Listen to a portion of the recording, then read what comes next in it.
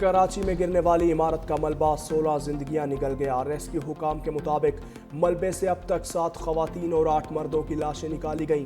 5 منزلہ عمارت کا ملبہ ہٹانے کا کام بلا تعطل جاری۔ مقامی لوگ بھی اپنی مدد آپ کے تحت امدادی کاموں میں شریک۔ کمشنر کراچی آج رات تک ریسکیو آپریشن مکمل کرنے کے لیے پر امید۔ ملبے سے زندہ نکالے گئے 7 افراد اسپتال منتقل، 3 زیر علاج، 4 کو طبی امداد کے بعد ڈسچارج کر دیا۔ علاقہ مکینوں کے مطابق 50 سال پرانی عمارت میں 12 خاندان رہائش پذیر تھے۔ مزید 8 سے 10 افراد ملبے تلے دبے ہونے کا خدشہ۔ لواحقین اپنے پیاروں کی زندگی کے لیے دعا گو۔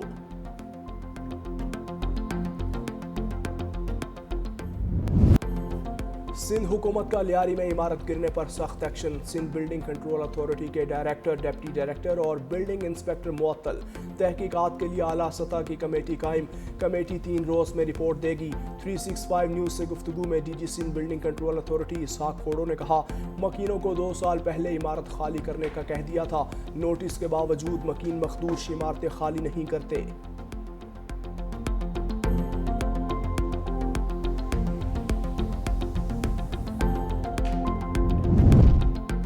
غیر قانونی تعمیرات شہر کے لیے عذاب بن گئیں۔ متعلقہ ادارے بھی ملوث ہیں۔ میرے ماتحت ادارے چلتے ہیں، خود کو ذمہ دار سمجھتا ہوں۔ وزیر بلدیات سندھ سعید غنی کی میڈیا کو بریفنگ۔ کہا، غیر قانونی تعمیرات روکنا ایس بی سی اے کی ذمہ داری ہے۔ غلط کام کا دفاع نہیں کریں گے۔ جو خرابیاں ہیں اس کو ٹھیک کرنے کی کوشش کر رہے ہیں۔ کراچی میں خطرناک عمارتوں کی تعداد 588 ہے۔ کرنگی میں 18، کیماڑی 24 اور ساؤتھ میں 456 خطرناک عمارتیں ہیں۔ 51 کو فوری خالی کروانا ہے۔ انتہائی خطرناک 14 عمارتوں کو خالی کروا لیا گیا۔ ہماری کوشش ہے کہ تمام سٹیک ہولڈرز کو اعتماد ملے۔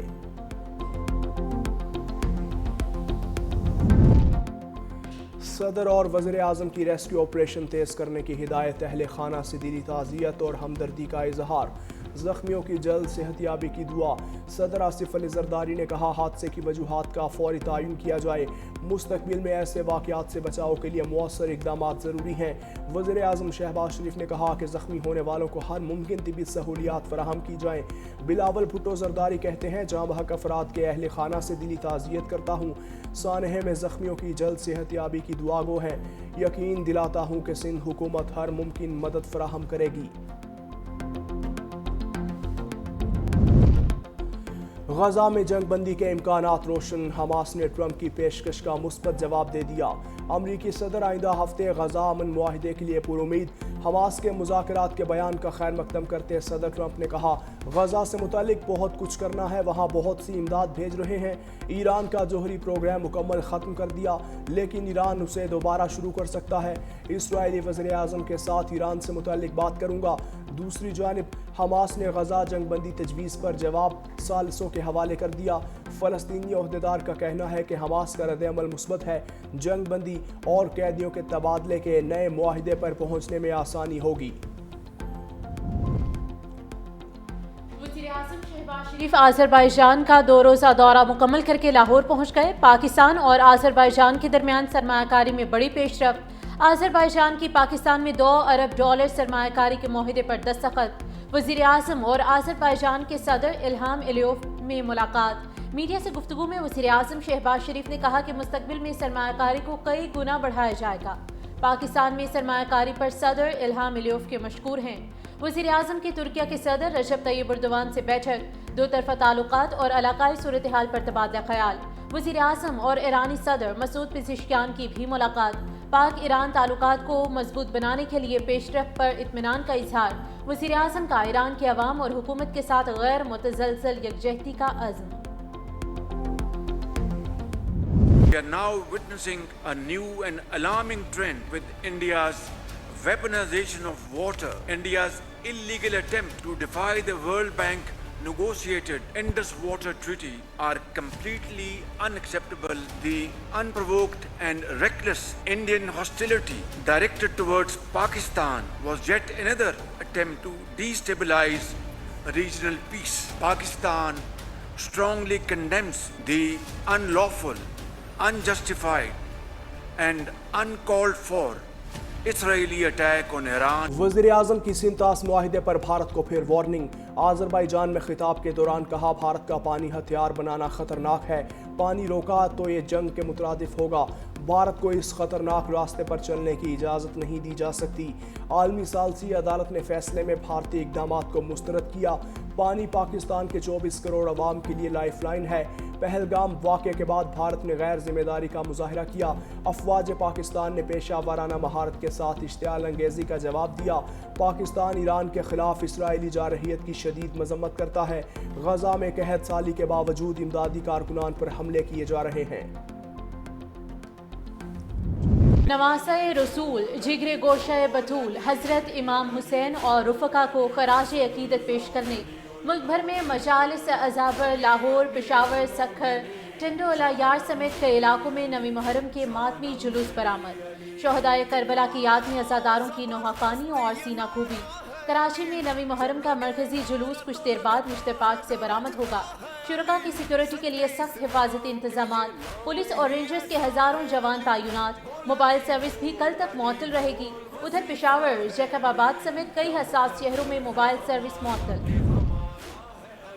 میاں والی کے علاقے کالا باغ میں نویں محرم الحرام پر کشتیوں کا جلوس۔ 100 سال سے نکالے جا رہے روایتی جلوس میں شامل سینکڑوں عزاداروں نے امام حسین اور رفقا کو خراج عقیدت پیش کیا۔ ہر سال عزادار وانڈا ککڑا والا کے علاقے سے کشتیوں میں سوار ہو کر ماڑی شہر تک جلوس نکالتے ہیں۔ سیلابی صورتحال کے پیش نظر کشتیوں کی تعداد محدود رکھی گئی۔ گورنر ہاؤس پشاور میں حسین صدقہ کے عنوان سے علماء کرام اور مشائخ اعظام کانفرنس۔ گورنر فیصل کریم کنڈی نے اپنے خطاب میں کہا کہ نواسۂ رسول حضرت امام حسین کی قربانی دین اسلام کی سربلندی اور حق کی فتح ہے۔ کربلا کا فلسفہ ہمیں سکھاتا ہے کہ ظلم اور باطل کے سامنے سر نہیں جھکایا جا سکتا۔ علماء کرام نے بھائی چارے اور اتفاق کے لیے کانفرنس کے انعقاد پر گورنر کے پی کو خراج تحسین پیش کیا۔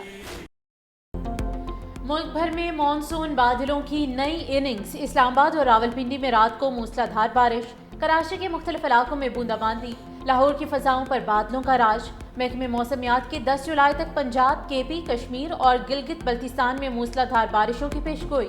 پنجاب اور بلوچستان کے کچھ حصوں میں سیلابی صورتحال کا خدشہ۔ نوشہرہ اور پشاور کے نشیبی علاقوں میں اربن فلڈنگ کا الرٹ جاری۔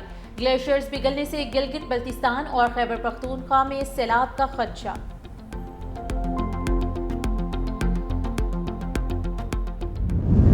سندھ حکومت نے مزدور کی کم از کم اجرت بڑھا کر 40,000 روپے کر دی۔ نیم ہنرمند کی کم از کم ماہانہ اجرت 41,280 روپے مقرر۔ ہنرمند مزدور کی کم از کم اجرت 48,910 روپے ہوگی۔ اعلیٰ ہنرمند مزدور کو ماہانہ کم از کم 50,868 روپے ملیں گے۔ خواتین کو مردوں کے برابر اجرت دی جائے گی۔ کم از کم اجرت کا اطلاق 1 جولائی سے کر دیا گیا۔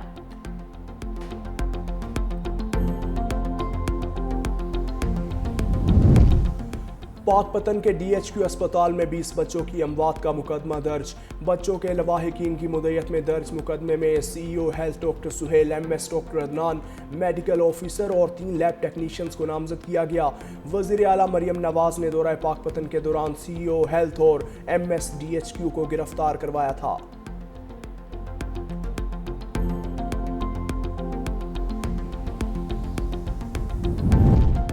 لاہور میں خاتون ٹک ٹاکر نے اپنے دوست کو لوٹ لیا۔ کوٹ لکھپت میں زیب ظفر عرف الشبہ نامی ٹک ٹاکر 22 لاکھ روپے لوٹ کر فرار۔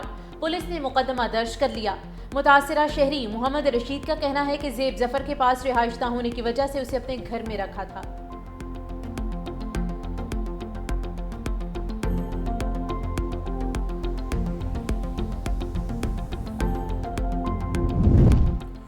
صدر ٹرمپ نے ٹیکس اور اخراجات کے بگ بیوٹیفل بل پر دستخط کر دیے۔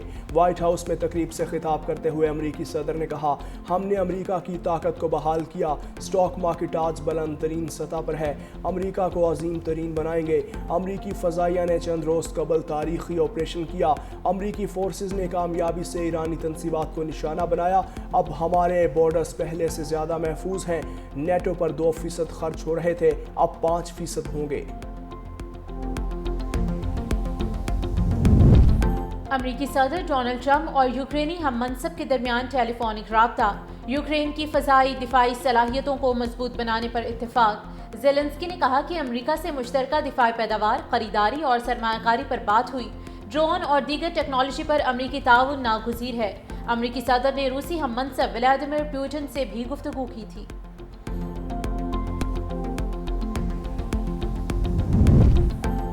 امریکہ اور کولمبیا کے تعلقات میں کشیدگی، دونوں نے اپنے اپنے سفیر واپس بلا لیے۔ امریکی محکمہ خارجہ کا کہنا ہے کولمبیا کے بے بنیاد اور قابل مذمت بیانات پر رد عمل دیا۔ تعلقات کی موجودہ صورتحال پر مزید اقدامات زیر غور ہیں۔ دونوں ممالک ایک دوسرے پر 50% تک ٹیرف لگانے کی دھمکیاں بھی دے چکے۔ کولمبیا نے امریکہ کو مطلوب 2 باغی رہنماؤں کی حوالگی سے انکار کیا تھا۔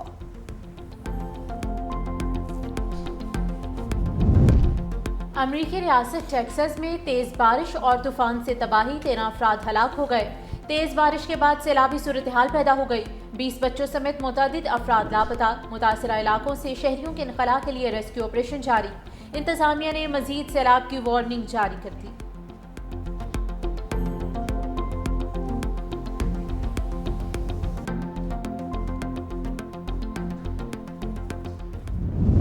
اور شیر کارگل شہید کیپٹن کرنل شیر خان کو پوری قوم کا سلام۔ پاک فوج کے بہادر سپوت کے 26ویں یوم شہادت پر ثوابی میں پروقار تقریب۔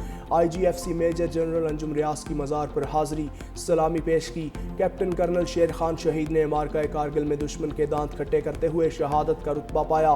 اعلیٰ ترین فوجی اعزاز نشان حیدر سے نوازا گیا۔